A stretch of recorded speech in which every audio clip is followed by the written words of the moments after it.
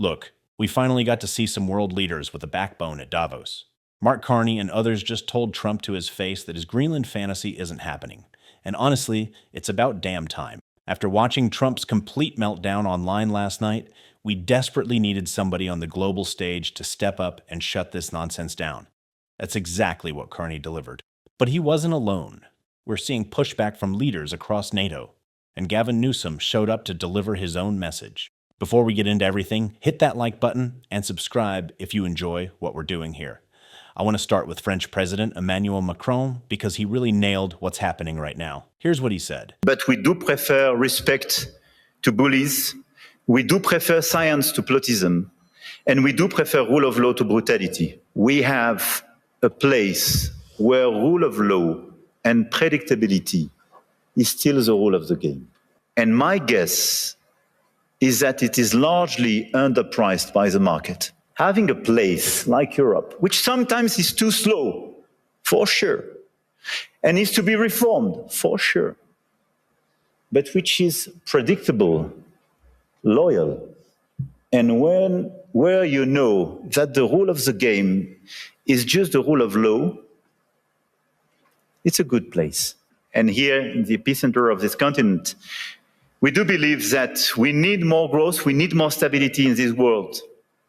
But we do prefer respect to bullies, we do prefer science to Plotism, and we do prefer rule of law to brutality. You're welcome in Europe, and you are more than welcome to France.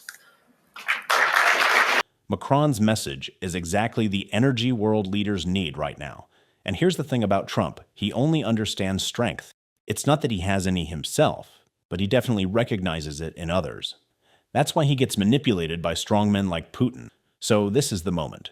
European leaders cannot bend. They cannot give an inch. They need to look Trump in the eye and tell him it's not happening. They need to make it clear he's destroying the very world order that elevated American power for decades. That's what Carney did before he demolished Trump's Greenland scheme. But first, listen to what he said about where we are as a global community. Let me be direct. We are in the midst of a rupture, not a transition. Over the past 2 decades, a series of crises in finance, health, energy, and geopolitics have laid bare the risks of extreme global integration. But more recently, great powers have begun using economic integration as weapons. Tariffs as leverage, financial infrastructure as coercion, supply chains as vulnerabilities to be exploited. You cannot live within the lie of mutual benefit through integration when integration becomes the source of your subordination. You know what kills me about this? For those of you who grew up under the post-World War II order, when America commanded respect, when traveling with a U.S. passport meant something, when our culture was actually welcomed around the world, this has to be devastating.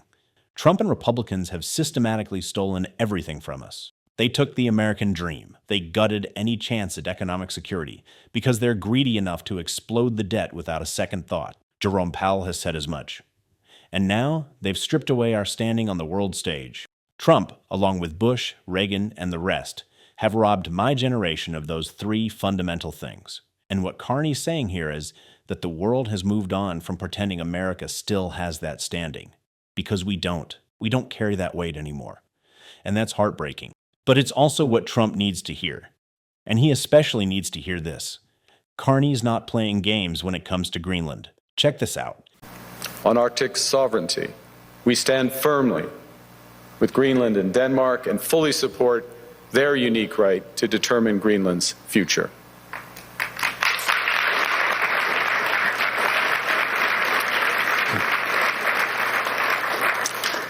Our commitment to NATO's Article 5 is unwavering.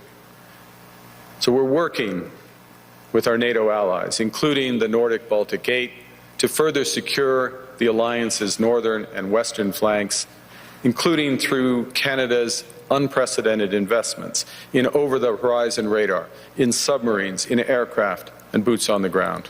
So while Carney was delivering that message directly to Trump's face, they're both in Davos right now. You know what Trump was doing?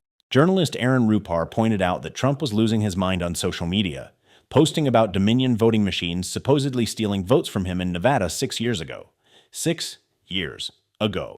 Carney's shutting down Trump's imperial ambitions in real time. and Trump spiraling about an election he lost before Biden even took office. Do we not see the state this man is in? Do we not understand why it's so critical that European leaders stand their ground right now and refuse to break? Trump is the most insecure person in American politics. When you respond with strength, he crumbles. We've seen it happen over and over with leaders who know how to handle him. We have to throw out the old diplomatic playbook. This isn't business as usual. This isn't Trump being Trump. We can't afford to get numb to this. That's why I'm glad Gavin Newsom was at Davos. What he said to world leaders matters. It's a message we all need to hear. And stop being complicit. It's time to stand tall and firm, have a backbone. I can't take this complicity. People rolling over. I should have brought a bunch of knee pads for all the world leaders. And I hope people understand how pathetic they look on the world stage.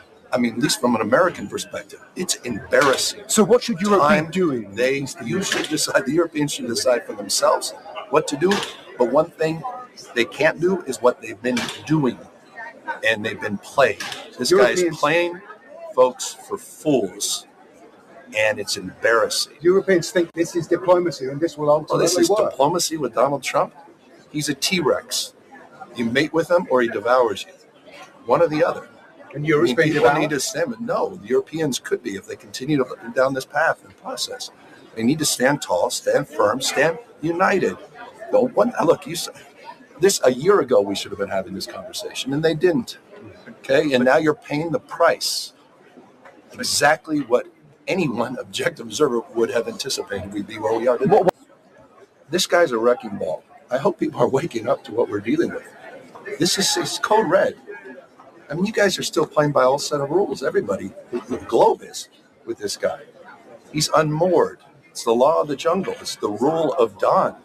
And I hope it's dawning on the world what we're up against. I mean, this is serious. This guy he's not mad. He's very intentional, but he's unmoored and he's unhinged. And it requires you. The goal is whatever he wants it to be.